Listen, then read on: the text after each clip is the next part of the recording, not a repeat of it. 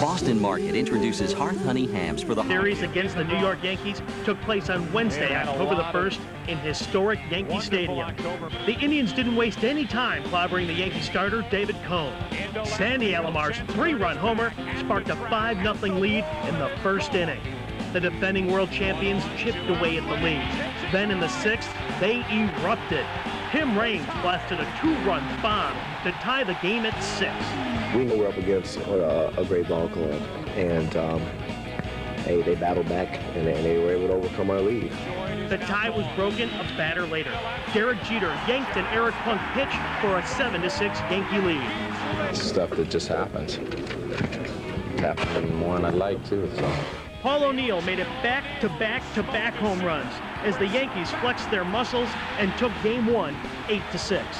The momentum and the emotions swing on every single game. So we come back here Thursday and win on Thursday. The emotional swing our way, and they'll be answering these questions that we're answering today. The next night, October the 2nd, was Game 2 in the Bronx. The Tribe looked to 21-year-old Jarrett Wright to gain a split, but all was not right in the first inning. 3 walks and a timely double by Tino Martinez gave the Yanks a 3-zip lead. Early in the game, they are ahead 3-0. It's a tough situation for us to come back. But come back they did with a big 5-run fourth. An error, a walk, and 3 straight hits, all with 2 outs to give the Tribe a 5-3 lead. Jarrett Wright would settle down on the mound, going 6 innings, striking out 5. He just was kind of erratic in the first inning, and he was pumped up, and he was throwing the ball about 1,000,000 miles an hour, but he finally settled down and decided to throw strikes to Sandy. Matt Williams gave the team some breathing room, blasting a 2-run homer in the 5th to the New York bullpen. The young Jarrett Wright had the win and was the hero. That young? Yeah. No, not that young.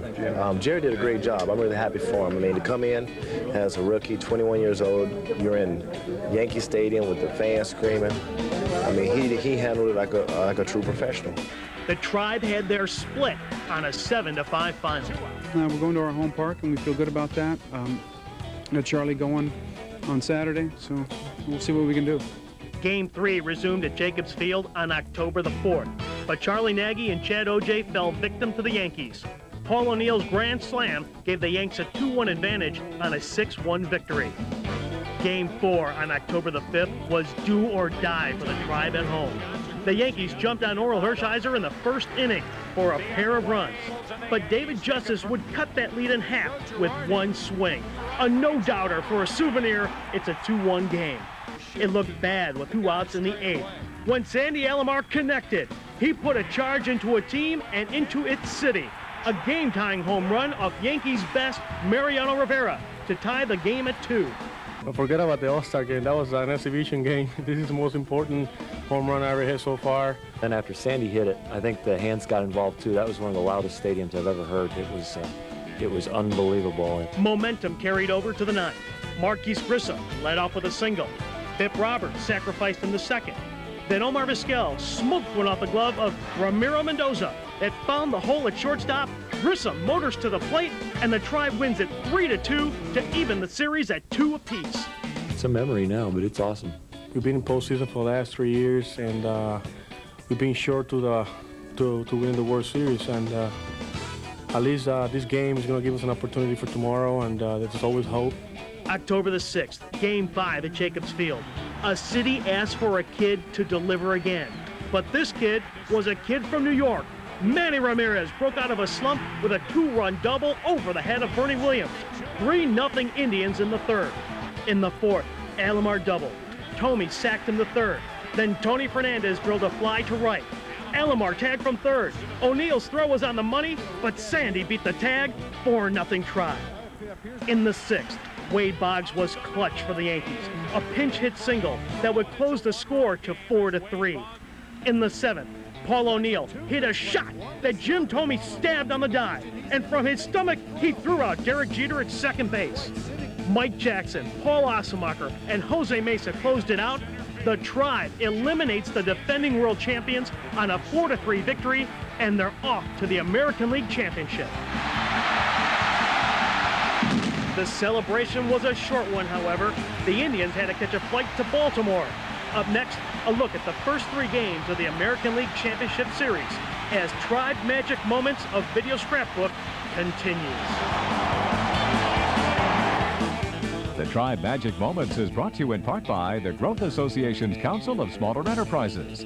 Cozy saves you money and helps your business grow. The American League Championship Series against the heavily favored Baltimore Orioles began at Camden Yards on Wednesday night, October the 8th. In the very first inning of the very first game, the Tribe knew they were in for a battle. Manny Ramirez sends a smash off Scott Erickson to deep right center, but Brady Anderson says forget about it and takes a home run away from Manny. Minutes later, Brady at bat, and he puts Chad O'Jay's first pitch where no one can take it away. 1-0 Baltimore. More long ball trouble for OJ in the third. Last year's Tribe killer Robbie Alomar hits a 2-run shot, and suddenly it's 3-0 O's. Yet another jam for OJ in the fourth. B.J. Surhoff walks. Ripken doubles, but Lenny Webster grounds to Matt Williams, who fires to Alomar. Surhoff is dead meat, and the Orioles would not score again off OJ. But it was Erickson who was cruising. The Orioles sinker baller had it working, and Indian after Indian pounded the ball into the ground. OJ was good, but Erickson was better. Got out of a couple of jams, in the middle innings, and it just tried to give us a chance to win. You got to take your hat off to Erickson. He threw a great game, and we still have a lot of baseball to play, so, that was a good baseball game. Jimmy Key came on to pitch in the ninth, and the Orioles shut out the Tribe 3-0 for the second straight series. Indians lose the opener on the road. Well, I think Baltimore's a little different ball club than New York, but yeah, in a sense, we have to have that attitude where, there is tomorrow. We got Charlie going for us, and we got to think positive and go out and just try to play our game. Yeah, this is, this is game one of a 7-game series, and it's a little different when you're playing a 5-game series, but we have 7 games, and we did this last time, and we need to come out tomorrow and try to get a victory. The very next day, October 9th at Camden Yards, Game 2 of the series, and the Indian center fielder felt lousy. Marquise Grissom was being treated for dehydration and the flu. But Manny Ramirez provided some medicine in the first. A shot to deep center field that Brady Anderson would need a ticket to get to. 2-0 Tribe. But Baltimore would come back off Charles Nagy. Cal Ripken Jr. goes down and gets it. A home run to deep left.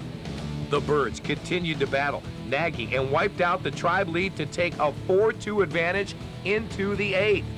It was in that inning the Indians' magic returned. With one man on, Jim Thome checks his swing with 2 strikes. Or did he? The ump says ball 4, and 2 men are on, and there's still hope as the flu-stricken Grissom strolls to the plate. Grissom not only had to fight off the flu, but 90 feet away stood Armando Benitez and his 91-mile-an-hour gasser. On a 1-1 pitch, Benitez hangs a slider, and Grissom belts it into the Baltimore night. Woo! Tribe takes a 5-4 lead, and the O's get the first of several Wahoo wake-up calls. The Indians' bullpen throws 3 1/3 shutout innings, and the Tribe rises from the canvas to earn a split in Baltimore. Take that, Davey Johnson. He was the one guy in the lineup that I thought was swinging the bat extremely well, and I know Marquise from the days in the National League, and I knew Thome was a little bit cold and hadn't been hitting too much, but I was really concerned about Grissom. Yeah, that was a huge win for them, but they're the type of team that's been coming back like that all year, and it happens sometimes. Manny got us in the game early, and then we kind of stalled out there over the next few innings, and then finally Marquise came up with a big hit. So, it takes everybody. Time to bring it on home. The Jake, Game 3, a sunny Saturday afternoon in Cleveland. Are these guys loose or what? Kevin Seitzer cruises in on John Hart's motorcycle, and the Tribe ready to motor. No one could imagine the afternoon of baseball that lie ahead. Facing Mike Mussina is never easy, but throw in a 4:15 start and shadows dancing all over the ballpark, and Game 3 was a hitter's nightmare. On top of that, the Moose was spectacular. Swing and a miss, strike 3 caught looking. Lay down. Musina made it look easy, striking out 15 Indians in just 7 innings. But Oral Hershiser matched him inning for inning. The Bulldog didn't allow a run and surrendered only 4 hits through his 7 innings. Could Oral keep up with Musina? If they're having trouble seeing my stuff, imagine what they're having trouble to seeing his. It was going to take clutch hitting to win this one, and Matt Williams came through with a 7th inning shot up the middle to give the Tribe a 1-0 lead. A 2-1 advantage in the ALCS was 3 outs away in the 9th. But then weirdness came to town. A routine fly ball to center fielder Marquise Grissom, the Game 2 hero, and he can't find it. The ball lands 30 feet behind him, and the Orioles tie the game 1-1. We're headed to extra innings. Every player dreams of winning the big one with a shot out of the ballpark, but it was the farthest thing from it that won the game for the Tribe. 12th inning, Marquise Grissom on third, 1 out. 2-1 count on Omar Vizquel. The suicide squeeze is on. Omar misses the ball, but so does our hero Lenny Webster. Grissom scores. Davy Johnson goes nuts. The Jake is rocking, and the Tribe takes a 2-1 lead in the series with their 2nd straight victory right out of the movies. The Indians now had a 2-1 advantage in the ALCS after 2 gut-wrenching victories, but those games were mild compared to what would follow when the Tribe Magic Moments continues, the decisive final games of the American League Championship Series. Stay with us.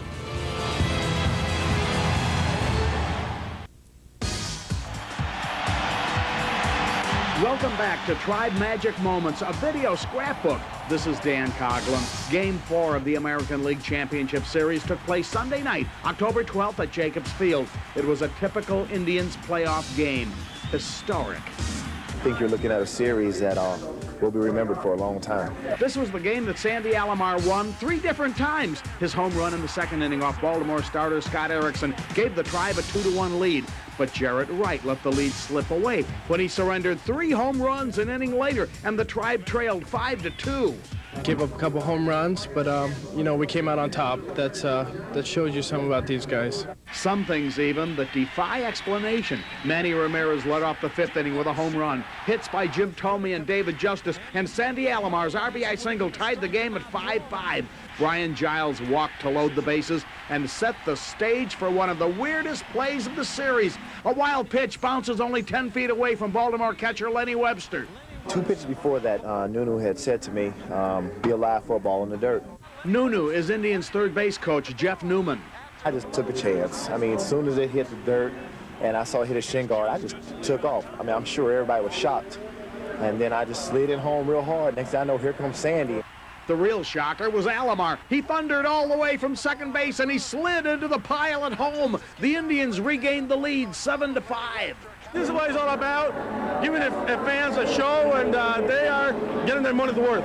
Jarrett Wright lasted only 3 innings, but Brian Anderson, Jeff Juden, Paul Ossenmacher, Mike Jackson, and Jose Mesa held the Orioles to only 2 runs the rest of the way, including a run off Mesa in the top of the 9th to tie the game at 7-7.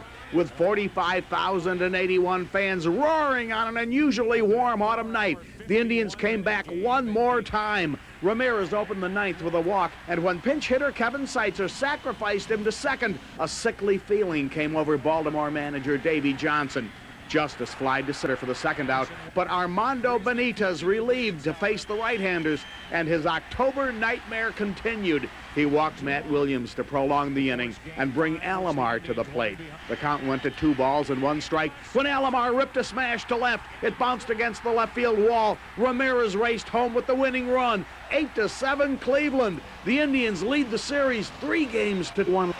Mike, do you have any more emotion left? You bet. We just started. You really get the idea that there's nothing that can stop this team? You know what? You hate to put that label on right now, but it just seems like every situation that we're coming through in the right spot. You know, still got 1 more to go, but we're looking good right now. But on Monday night, the Orioles stirred. The combination of Scott Kamenicki and Jimmy Key held the Indians scoreless until the ninth. Baltimore managed only 2 runs in 8 innings off Cleveland starter Chad Ojai, his second straight outstanding performance, and the Orioles added 2 more runs in the ninth off Paul Ossenmacher for a 4-0 lead. But in the last of the ninth, as usual, the Indians came alive. Matt Williams and Tony Fernandez ripped RBI doubles off Randy Myers. The Indians had runners on second and third with 2 out when Baltimore second baseman Robbie Alomar took a hit away from Omar Vizquel, and the Orioles held on 4-2. Ojai's strong performance was wasted. Man, our team isn't tight. You know, we're not supposed to win it. That's what everybody keeps saying, and that's good. You know, you can sit back and relax and have fun whenever people don't expect you to win it. Cleveland still led the series 3-2, but Baltimore was going home. After we lost a couple tough games, you know, we get to go back home and hopefully win 2 straight. I mean, we won 2 games in a row at home a lot this season, and you know, we get to get Mike back out on the mound again, which has been our best pitcher. At 4:15 on Wednesday afternoon, Mike Mussina started Game 6 for Baltimore, and he was not merely brilliant, he was breathtaking. Mussina pitched a dominating shutout for 8 innings. He allowed only 1 hit, and he struck out 11. Meanwhile, Indian starter Charles Nagy struggled into the 8th. He allowed 9 hits and 3 walks, but no runs. The Indians' defense was brilliant behind Nagy. Matt Williams cuts down the lead runner at third base in the 7th inning, and then Williams starts an inning-ending double play. It went like this for 10 innings. The Orioles stranded 14 runners on base. It will haunt them all winter, as well it should. After Nagy, Ossenmacher, Jackson, Anderson, and Mesa continued to hold Baltimore scoreless, and that's how it stood in the top of the 11th. With 2 out, Tony Fernandez stepped to the plate, and Armando Benitez stepped into infamy. Fernandez was playing as a last-minute replacement for Biff Roberts. During batting practice, Roberts was hit in the hand by a line drive, ironically, off the bat of Tony Fernandez. I knew something something special was to happen tonight, but I can't tell you that I was going to hit a home run. I look up and I said, Lord, direct my thoughts. You guide this ball. You do it, because I don't feel good right now. You do it. That's exactly what I said. Whoever directed the flight of the ball, it carried far over the right field wall. Mesa closed out the game 1-0. All 4 playoff victories over Baltimore were by 1 run, 2 in extra innings. The Indians' last 6 playoff wins, going back to the New York series, were by 1 run. It doesn't matter how long it takes or how many innings or how many hours. It's just as long as we win, we're happy. It's sweeter than 95 because I think I understand a little bit more what it took and what it takes to get here. People that look at it, this is not easy. It's a very, very difficult thing to get to the World Series. Marquise Grissom was named MVP of the ALCS, but he dedicated it to his teammates, especially Tony Fernandez. When Tribe Magic Moments continues, it's on to the World Series. John Telich has a look ahead from Miami. Stay with us. The Tribe Magic Moments was brought to you in part by the Growth Association's Council of Smaller Enterprises. Cozy saves you money and helps your business grow. Welcome back, everybody, to Tribe Magic Moments, a video scrapbook. I'm John Telich in Miami, and it's time now to preview the 1997 World Series between the Tribe and the Florida Marlins. All kinds of questions in this World Series. The question that's first and foremost, will the Indians' bats wake up for the 1997 World Series? They were silent in the ALCS. The Tribe hit just 193 in that series, and many of the top guns were silent for Indian fans. Jim Thome just 1 hit in the series. Another question, can the bullpen keep its magic up? In the ALCS, every button that Mike Hargrove pushed seemed to be the right one. Youngsters like Anderson came through, and as expected, Jackson and Mesa anchored the back end of the bullpen. Will the Tribe's defense remain along the same incredible lines that it displayed in the American League Championship Series? Every trouble that the Indian pitchers got into was solved because the defense had an answer. The Marlins, by the way, are 7-5 favorites, and their manager, Jimmy Leland, is respected throughout baseball as perhaps the top man in the majors. the big bats of the Marlins will have to come through as well in order for Florida to keep its magical run going and in order for Florida to stop the Tribe from getting its first World Series championship since 1948. And of course, all eyes will be on Pro Player Stadium Game 1 of the World Series this Saturday night. Livan Hernandez of the Marlins against the wily Bulldog, Oral Hershiser. Thanks, everybody, for joining us for Tribe Magic Moments. And stay with the Fox 8 team as we cover your team, the American League champion, Cleveland Indians. As we leave you now, scenes of a celebration. Take care, everybody. Thanks for watching, and go Tribe. 3-2 pitch on the way. Inside corner, strike 3. And this game is over. The Indians have gone to the World Series.